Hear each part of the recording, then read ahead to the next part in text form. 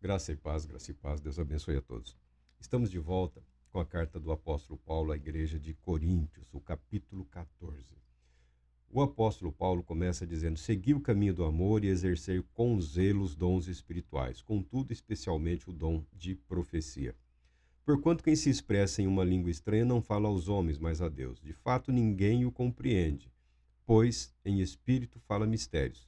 Entretanto, quem profetiza o faz claramente para edificação, encorajamento e consolação das pessoas. Quem fala em uma determinada língua, a si mesmo se edifica, mas quem profetiza edifica a igreja. Graças a Deus pela sua palavra. É, na semana, eu distribuo meu material por semanas. Agora nós estamos falando esses dias, os dias que eu consegui falar sobre espiritualidade e vida cristã. Então, os textos são as cartas de Paulo aos Coríntios e algumas outras cartas e alguns outros livros aqui. Material que eu procurarei discorrer minimamente aqui nessa semana, nesses dias que me restam desta semana.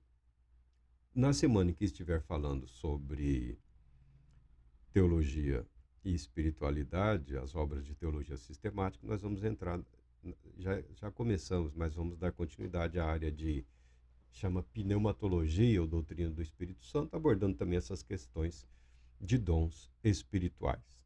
Tá? A minha primeira apresentação, as minhas primeiras falas, era para eu ter concluído esse material já há algum tempo, mas as questões de saúde não me permitiram. Mas as minhas primeiras falas foram no contexto de combater a fraude, o engano, o engodo, a mentira. Eu não tenho nenhuma dificuldade no tocante a essas questões espirituais. Não tenho, não tenho. Dediquei algum tempo estudando, né, batalhando, procurando quem tentou expressar da melhor maneira possível o conhecimento possível em relação às questões espirituais, tá bom? O importante é que saibamos, que tenhamos em mente, que os dons espirituais, eles dizem respeito à vida humana até a revelação de Cristo Jesus. Portanto, eles são temporais. Os dons espirituais não ultrapassam a barreira para a eternidade, tá? Não existe essa questão de dons espirituais pró-eternidade. Os dons espirituais, eles têm um total vínculo com o ser humano na sua condição humana atual, na condição na qual nós nos encontramos. Ou seja, limitados. Limitados. Então, os dons espirituais, eles não servem para imunidade espiritual. Não são uma imunidade. Dom espiritual não torna absolutamente ninguém imune ao pecado.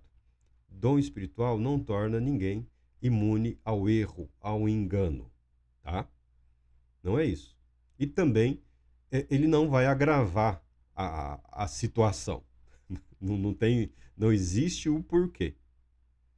Via de regra, é a mente humana, é a própria pessoa que toma decisões equivocadas ou que assume para si uma visão equivocada, uma visão particular em relação ao que a Bíblia, o que a palavra de Deus ensina. O apóstolo Paulo está sempre preocupado com a igreja. E o objetivo dele é conduzir a igreja a Cristo e revelar Cristo à igreja. Então o apóstolo Paulo está sempre atuando dessa maneira. Dons espirituais, manifestações espirituais ocorrem na igreja pela graça de Deus.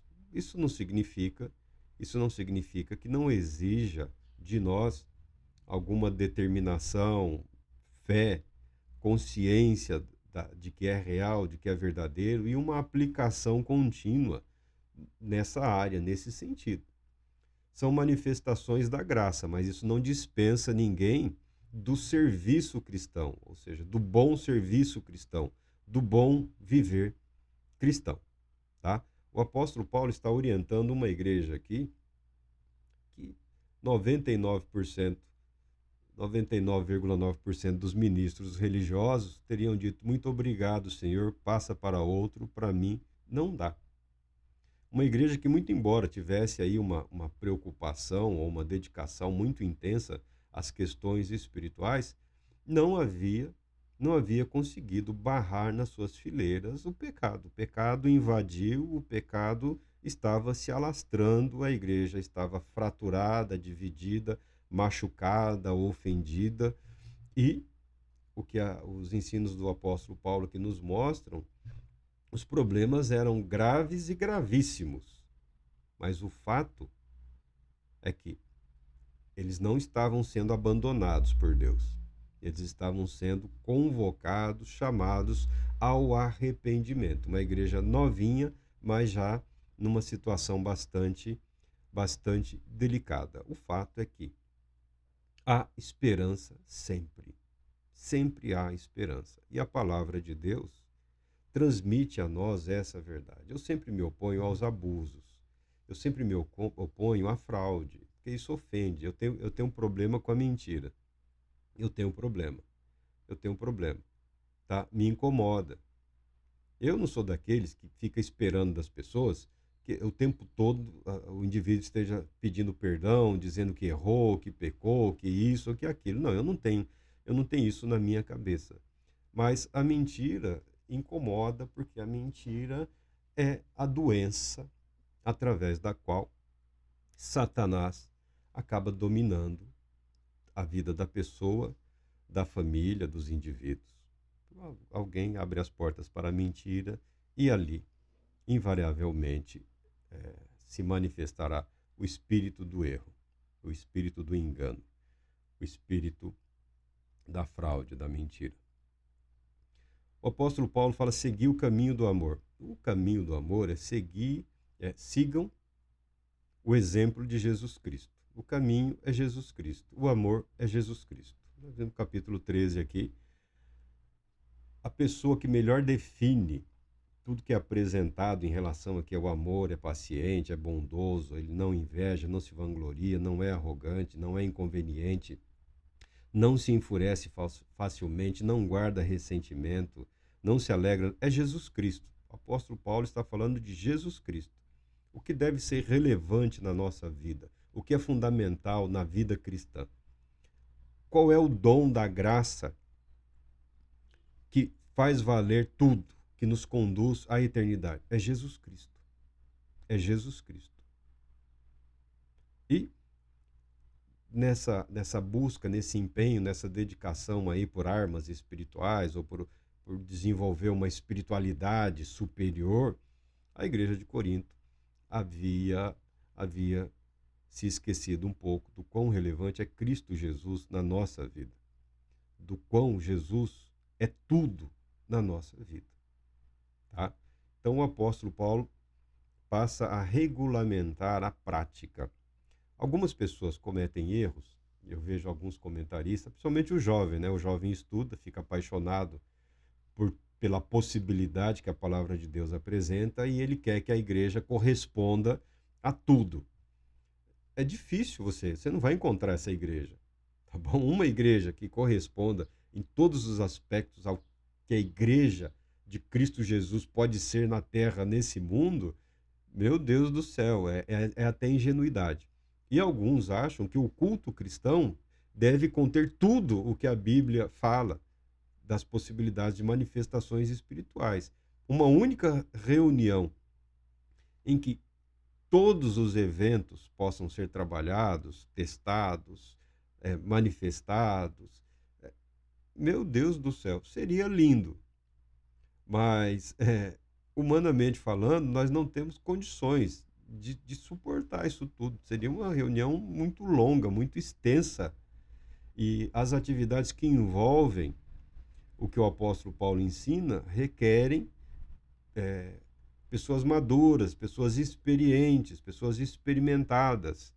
E corrigir alguém publicamente porque ele se expressou inadequadamente ou de uma forma entusiástica, isso pode acarretar a ruína daquela pessoa, causar nele uma tristeza profunda. Então, o que o apóstolo Paulo orienta é que a igreja sejam organizadas, que exista ordem nas igrejas, tá? Ele está usando aqui como padrão, como referência, a sinagoga. Não tenha nenhuma dúvida disso. As reuniões na sinagoga eram reuniões organizadas. A sinagoga era e até hoje é muito organizada e muito do que foi a organização das sinagogas passou-se para as igrejas. Porque a sinagoga, ela é um desenvolvimento decorrente da necessidade de reorganização da vida em torno de uma verdade, quando a pessoa não tinha a possibilidade de expressar na prática, no dia a dia, a sua fé, que é o caso dos judeus levados para o cativeiro da Babilônica. Como viver a fé sem o templo, sem o ofício sacerdotal, sem os sacrifícios diários, sem as ofertas? Como viveremos a nossa fé nesse ambiente? Não somos donos de nada, somos servos aqui. Como vamos viver a nossa fé?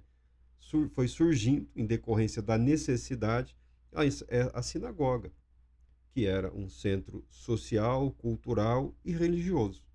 A sinagoga supriu essa carência dos judeus no exílio. Quando eles voltaram do exílio, a sinagoga não desapareceu, a sinagoga permaneceu. Em Jerusalém havia inúmeras sinagogas. E onde os judeus estavam, eles se organizavam em sinagogas. A Igreja de Cristo Jesus participa por um período dessa linha de organização, não de uma forma tão fixa assim. Havia uma liberdade para que cada grupo, cada cidade, dependendo das características sociais ali, políticas, econômicas, se organizassem, tá? Mas o primeiro desenvolvimento da organização das igrejas tem ali um reflexo do que foi a organização dos judeus, da vida religiosa, social, cultural, através da sinagoga. E todos os apóstolos eram invariavelmente judeus. Era um ambiente comum, familiar, era o ambiente natural do judeu na sua cidade ou quando em trânsito participar das atividades da sinagoga local. Então, o apóstolo Paulo passa a orientar, regulamentar, para que a manifestação dos dons espirituais não se tornasse um desperdício, por assim dizer. Vamos falar assim em termos econômicos, né? Não se tornassem desperdício. Uma outra preocupação minha, é que algumas pessoas viveram no ambiente religioso debaixo de uma pressão e uma opressão muito grande. Porque ainda hoje existe um ensino equivocado de que, por exemplo, falar em línguas é a evidência do batismo no Espírito Santo ou com o Espírito Santo.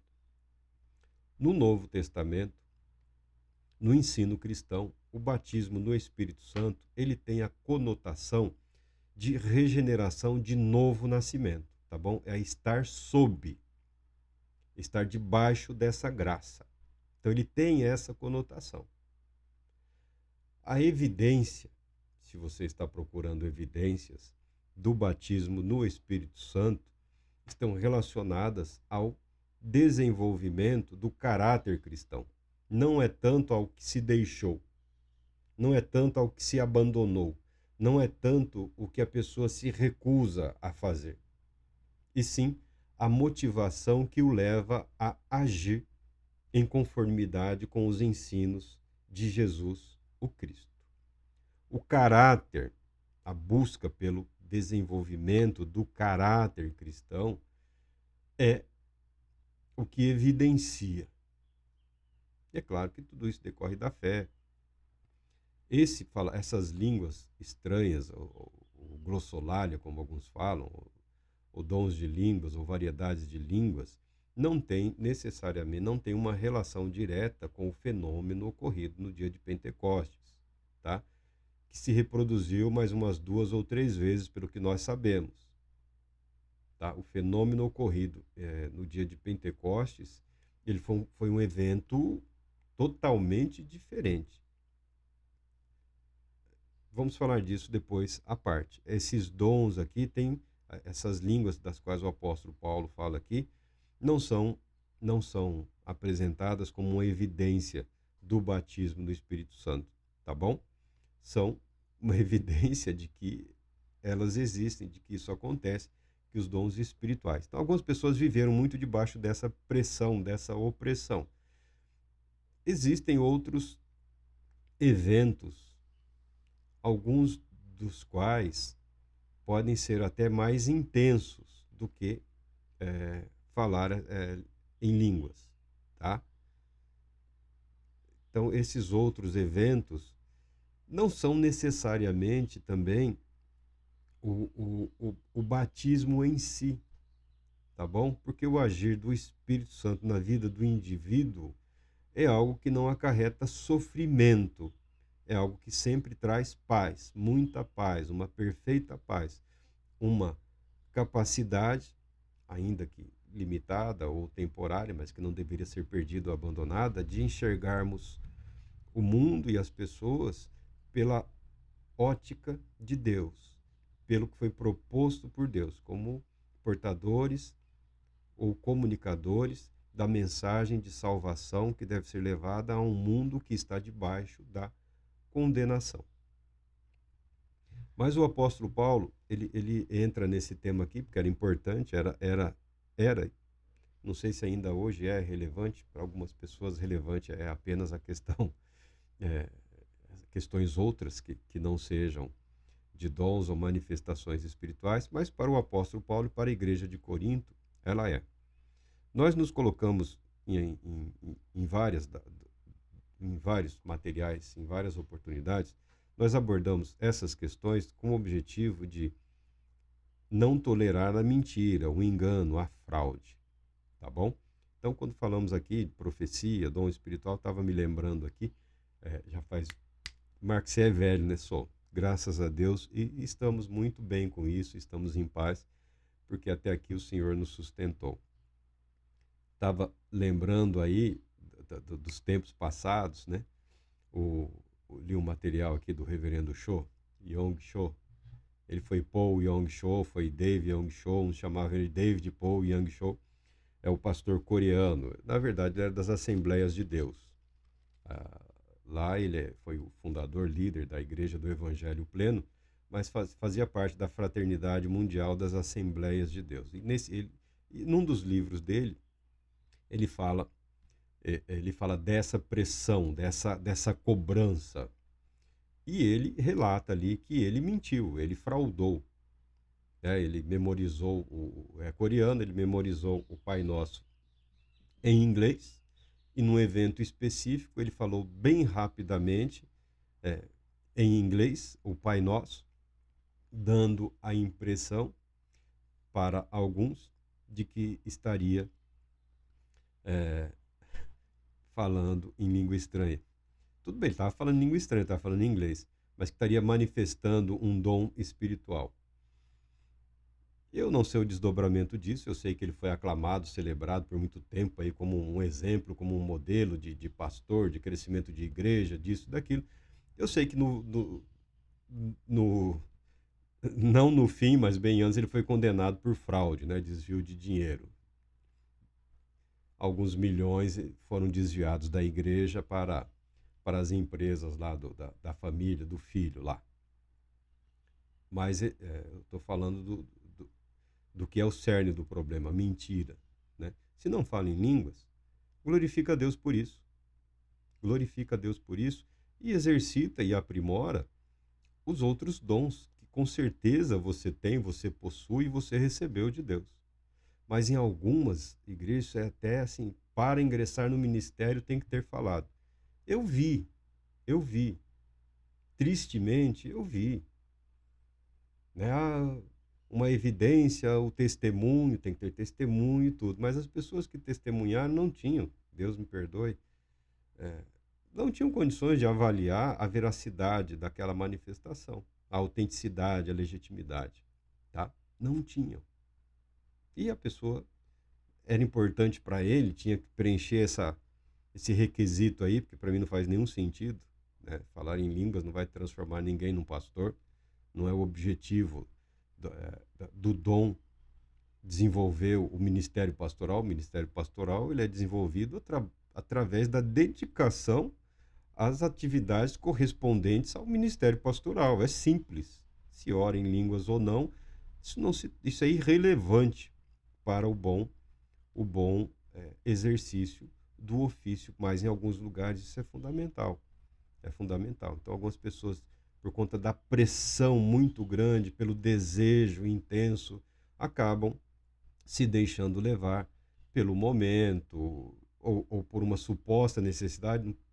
Qual é o problema de esperar mais um mês se isso é... Não, só vou iniciar o ministério se eu viver isso, porque eu quero estar em perfeita conformidade. Tá bom, então espera mais um pouquinho, vamos orar nesse sentido, com certeza é verdadeiro e Deus vai permitir que socorra na sua vida, tá? A fraude é um problema, você vê o show, né? Começa jovenzinho mentindo, depois desviando recursos da igreja. Alguns milhões. O que isso mostra? Não, dons espirituais não criam imunidade e também não mascaram o erro. O pecado continuará sendo pecado. O pecado praticado pelo indivíduo que tem dom espiritual é o mesmo pecado praticado pelo indivíduo que não tem dom espiritual. Tá bom? Pecado é pecado. Imunidade nenhuma. Não traz imunidade, traz consigo responsabilidade, compromisso. É isso que o apóstolo Paulo vai falar. E ele começa aqui comparando esses dois dons. Por que ele compara a profecia ou o profetizar com o falar em línguas? Porque o objetivo dele é a edificação da igreja, a manifestação dos dons espirituais em relação à edificação da igreja, tá bom? O falar em línguas aqui no apóstolo Paulo, para ele, quando não acompanhado da interpretação, quando não acompanhado da palavra de conhecimento, ele é algo que pode ser utilizado para edificação pessoal. Quem fala em pelo menos uma língua aqui, há quem fale em várias, porque o dom é variedade de línguas. Não há motivos para que a pessoa se contente com apenas uma variação desse dom, tá? E há a possibilidade de um desenvolvimento nesse dom, como há em todos os dons espirituais, porque os dons são concedidos em termos potenciais. Cabe ao indivíduo o aprimoramento, o desenvolvimento desse dom. A profecia aqui, o apóstolo Paulo, ele equipara a outras manifestações. No verso 6 ele diz: portanto, irmãos, se eu for até vós falando em línguas, que benefício vos trarei, se não vos falar por intermédio de a profecia? Ele equipara revelação, conhecimento e ensino. Revelação, conhecimento, ensino e profecia. Por quê? Todas essas manifestações ou realizações têm o objetivo de apresentar Jesus Cristo à mente e ao coração das pessoas e conduzir mentes e corações a Cristo Jesus, aos pés de Cristo. Dons espirituais, eu quero profetizar, virou uma doença aí, virou uma febre. O profetizar aqui que o apóstolo Paulo está utilizando é proclamar, anunciar, declarar. É essa a ideia que o apóstolo Paulo está transmitindo. Ele não está preocupado com um ministério profético. Ele não está preocupado com o ministério, com dons de ministério. Não, ele não está preocupado. Ele está falando da igreja no exercício da fé com objetivo ao amadurecimento, com objetivo ao crescimento, para que todos cresçam juntos, que a igreja experimente um crescimento, um amadurecimento da forma mais uniforme possível. É desejável. Isso envolve trabalho. Então, os dons de comunicação, ou os dons verbais aqui, além do falar em línguas, o apóstolo Paulo considera muito mais relevantes no que diz respeito à edificação da igreja, vos falar por intermédio de revelação, ou de conhecimento, ou de profecia, ou ainda de ensino. Então são quatro as manifestações aqui. Ele colocou conhecimento, ele não colocou sabedoria aqui, a palavra de sabedoria, mas tem a ver com o ensino aqui. A palavra de sabedoria está relacionada também ao ensino, e não só aquela palavra que se manifesta acompanhando as línguas, como que uma interpretação ou transmissão da verdade a ser transmitida para as pessoas, tá? Tem a palavra de sabedoria, tem a palavra de conhecimento, que podem ou não acompanhar o dom de línguas, tá? Mas, e também a interpretação, a palavra de sabedoria, a palavra de conhecimento, todos podem acompanhar o dom de línguas, a variedade de línguas. É interessante que nos ensinos do apóstolo é que esses dons sejam usufruídos e exercitados por várias pessoas para servir de um controle, tá? O Espírito Santo não é bagunçado, não é desorganizado, não é assim, eu falo porque eu quero falar, eu senti. Não, há uma condução, deve haver uma submissão do indivíduo ao ensinamento do Espírito. Ele diz aqui, quem fala em língua estranha não fala aos homens, mas a Deus. Há um outro equívoco aqui, tá bom? Falar em línguas, não existe comunicação direta com Deus. Não existe. Não tem como. Ah, mas Abraão, Moisés, presta atenção, releia. Releia. Deus se revelou a esses homens. Se revelou de uma maneira que eles eram capazes de compreender. Mas Deus não se revelou total e abertamente, não se comunicou na sua inteireza a esses indivíduos, porque o ser humano não o suportaria. Nós oramos a Deus na certeza de que somos ouvidos e atendidos, e a Bíblia traz essa verdade, porque nós o fazemos pela fé, mediados, porque a Bíblia declara só há um mediador entre Deus e a humanidade, Jesus Cristo, o nosso Senhor. Presta atenção no que diz a Bíblia. Só há um mediador entre Deus e o homem. Só há um mediador entre Deus e a humanidade. E esse é Jesus Cristo. Então, o fato é de que aquele que fala, aquele que ora em línguas, ele é tão ouvido quanto aquele que ora e fala e não tem a manifestação desse dom na sua vida. Tá? Nenhum dom espiritual gera uma maior proximidade com o Todo-Poderoso Deus. Não é esse o propósito, não é esse o objetivo dos dons espirituais. Uma maior intimidade ou aproximação do Todo-Poderoso Deus é resultado de uma vida levada, vivida em submissão, em obediência, em comunhão com esse Deus, naquilo que nos é possível. Dentro da realidade.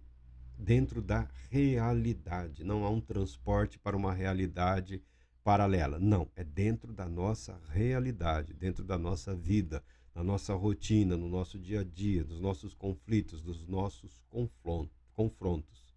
Aí se manifestam os dons espirituais. Deus sempre esteve presente. Deus sempre estará presente. E no que diz respeito à edificação da igreja, Deus, na sua infinita misericórdia, graça e soberania, não permitiu que a igreja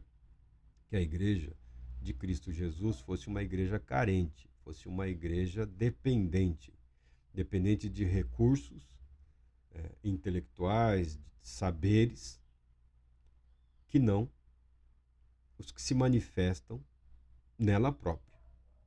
Tá bom? Nisso a igreja a igreja, vez por outra, ela é negligente, né? Ela cria uma paixão por certos saberes, por certas práticas, como se fosse uma revelação paralela de Deus para a igreja. Não é nosso objetivo entrar nesses méritos aqui, mas a primeira apresentação aqui dos ensinos do apóstolo Paulo, nesse capítulo 14, que ele é bastante longo, porque a situação requeria do apóstolo uma dedicação bastante intensa, elas se expressam da mesma maneira. Dons espirituais, quando confrontados, a limitação do dom de línguas, ela se torna evidente, a menos que seja acompanhado da interpretação ou a menos que seja acompanhado da palavra de sabedoria ou da palavra de conhecimento. Se bem que a palavra de conhecimento e a palavra de sabedoria não requerem o acompanhamento do dom de línguas. Deus Todo-Poderoso te abençoe, te proteja e te conceda paz, muita paz.